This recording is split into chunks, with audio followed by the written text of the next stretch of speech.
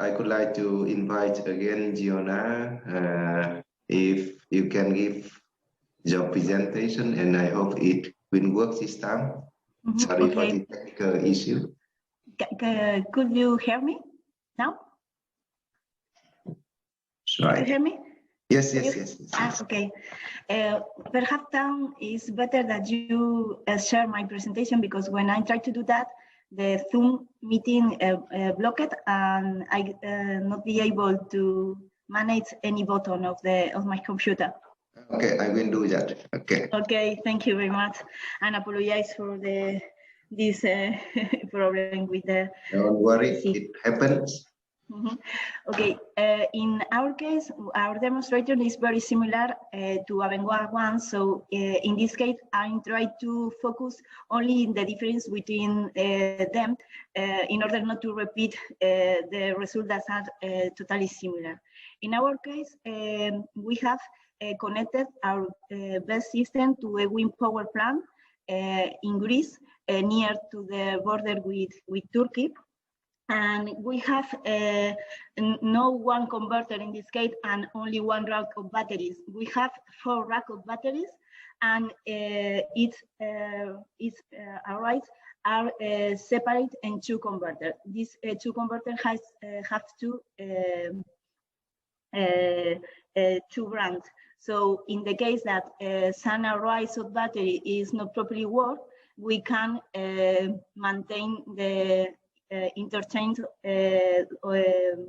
power with the grid. So they have a bit flexibility in this case too. So for example, if you want to, for maintenance, to stop one of the branches of the system, it's possible to operate with the other ones. So in this case, you don't lose total power of the system. Okay. In the next slide now, we speak about the problems that we can see in these power plants. Our goal is to correct the fluctuation in power generation with the wind power plants and reduce their influence in the grid. Of course, we want to performance, frequency regulation, voltage regulation, and reactive and active power injection and absorption from the system in order to obviously improve the behavior of the total system in the grid. And this kind of energy, of course, in the case of the wind power plants, they have partial predictability, and with the best system, this can compensate these problems. In the next slide, we can see our objectives. Well, like I have mentioned before, you can see in the picture that we have 2 converters. In this case, we have in like the in a chiral way. Yes? You can see one converter. This is the back part of the converter, the left one. Later you can see the transformer, and again the other converter, but in this case in the front part. Okay, you can see also in this graph a little cabinet that is the auxiliary service cabinet, and another cabinet that houses the switch gear of the system. And in the back, you can see a container that is the battery containers. All the system are outdoor, but not the battery containers. That is a 45 container that allocate the batteries of the system. Oh, no, sorry. I'm going to explain the system and not speak about the objective and scope. In this case, we want to integrate in this wind power plant around 40 megawatts our system in order to smooth their influence in the grid.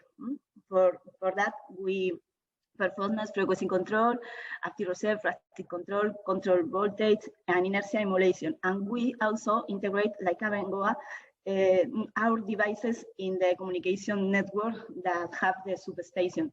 In our case, the substation was old, so in this case, we had to adapt this communication network to the needs for the project. And also, during the project, another power plants are connected to the same area, so they make us to change a bit the configuration that we have think previously.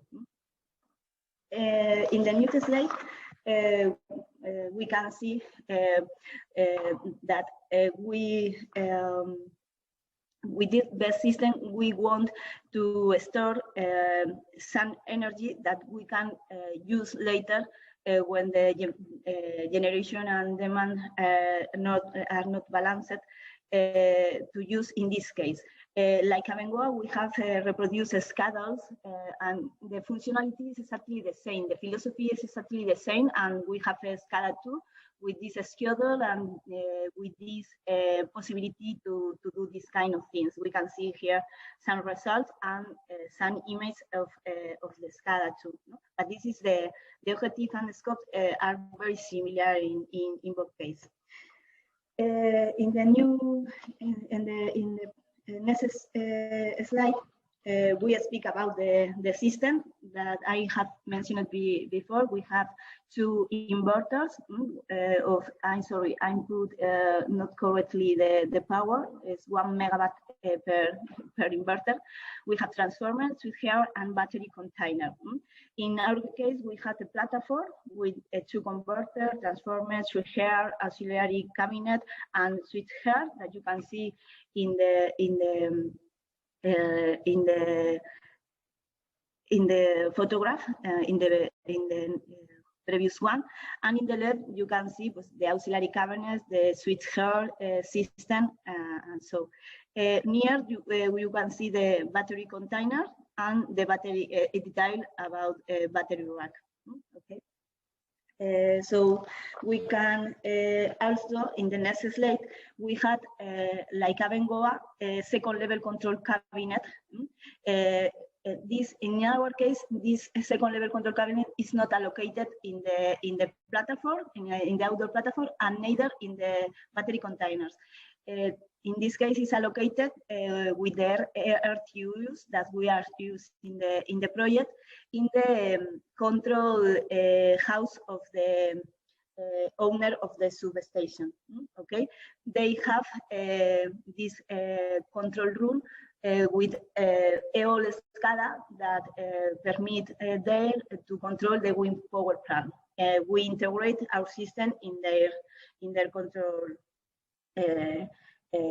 room. In this case, we are collaborate with our partners in a very strong way. LIS, in this case, have developed the controls, the first level controls, the second level control, and third level control that Juan have explained in his presentation. And we have two pressure measurement concentrators provided by Nester. We also have to implement communication network very close with another partners, LIS and ITO, who is the TCO that control the system in this area, participate strongly in this task. Okay, we can see in the next slide the configuration of the communication system, because the system in the right photograph or diagram, you can see in bottom part the two converters and their communication with the rest of the communication grid. For this, ITO have introduced some change in the communication structure, because we need to separate from the others power plants that are connected in the same point. So for that, we have to change the initial structure of this communication diagram or solution. In the next slide, we can see in the photograph the substation and the wind power plant that previously exists, and later we can see our solution integrated in this substation. You can see also in the middle the screen about our SCADA is totally similar to the Avenua. Perhaps the appearance is a bit different, but the functionality is exactly the same. And in this case, we can see that we can perform these schedules for the next date, selecting I don't know what to say, the service that you have to want to be active, and the hours that you can activate that. Is very similar in this case. For us, also was very useful to use the hardware in the loop, the hardware in the loop, because we have the same that the another partners, and with this not only have tested our control system and the behavior of the system in factory acceptance tests, and also we can reproduce some events that on site appears, for example, one in a month. So for us, it's very, very useful the use of this kind of tools.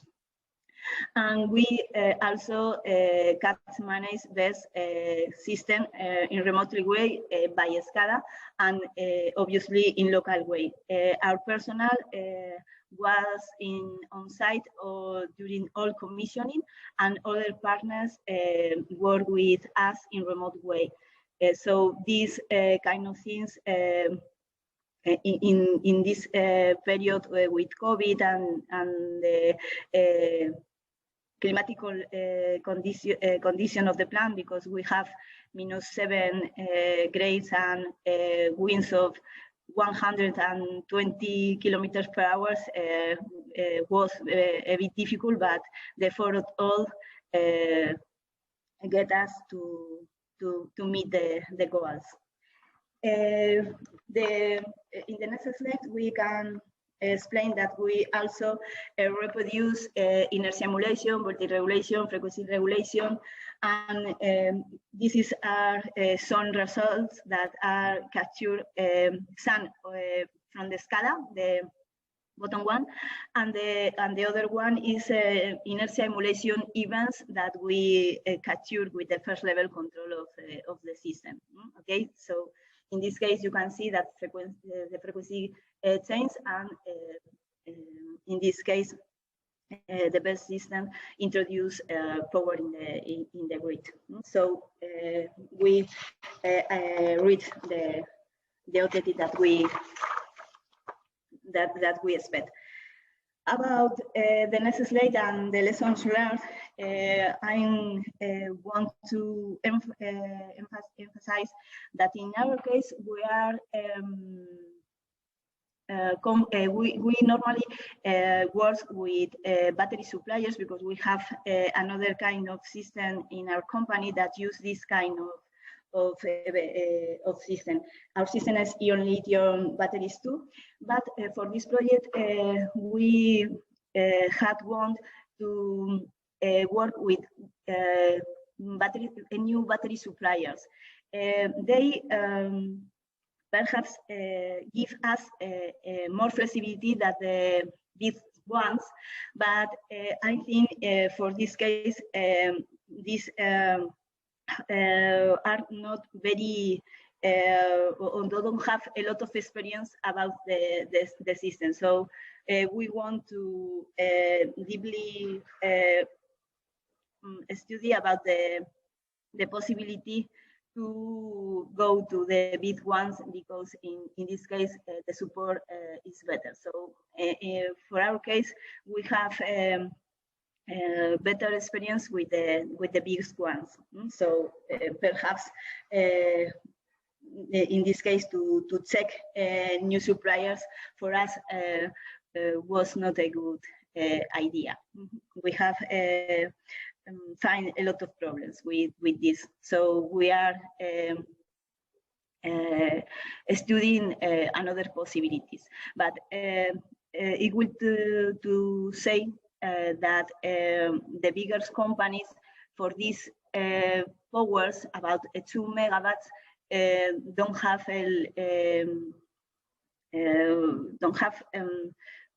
I don't know what to say. They prefer project bigger ones. So we have to balance our decisions for that. And we have remarked at Abengoa, like Abengoa said, that hardware in the loop is really a very good solution for this kind of projects. And we also are thinking about, we have ones, but we also thinking about to use for another projects and another areas that we are working to, for example, for mobility and for StatCon solutions. We have a good experience with this tool, so for us are very useful, and we use more in the future. And for the end, our recommendations about technology was we the next slide, please, Don, thank you. In this case, we are studying too that best in this case have shorter life than another component of the system. Converters, transformers, switchgear, and so on have a longer life. So to compare this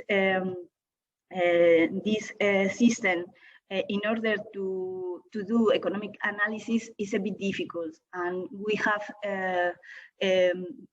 shorter experience with the battery system. So I think is a good idea to focus in this about policy. It's vital that we have a strong regulatory framework that promote this kind of solution. But I think this is the new paradigm of Europe. So I think we are going in this way. But perhaps it's necessary to develop new network codes. For example, in Greece, when we have installed our solutions, no grid code about the system. So in this case, we have to complain for the other ones. So they have to adapt the system to these new solutions. And about regulation, we think that market mechanisms have to be changed in the future in order to integrate efficiently this kind of best systems. Thank you very much, all of you. And if you have any question, and I want to well, this is a bit different photograph than the other partners, because this is the conditions of with the snow in the plant, in order to show what is the strong conditions in which the system have to operate and the staff have to work. Right, thank you very much, Giovanna. So thanks a lot for your handling of this technical challenge. So yes, so as you have seen, we have run the first session on the grid integrated technology with DSR and power flow controller. Then we have two presentations from John Ampekroa and Girona from Jema on large-scale storage demonstration, one at the distribution substation level connecting to a TSO, and the other is from Jema connecting with the renewable power farm, in this context, wind farm. And the next was also the presentation from Nikos and Paling on the data flow, market, money flow, how we can arrange that. So that we have run 3 sessions so far.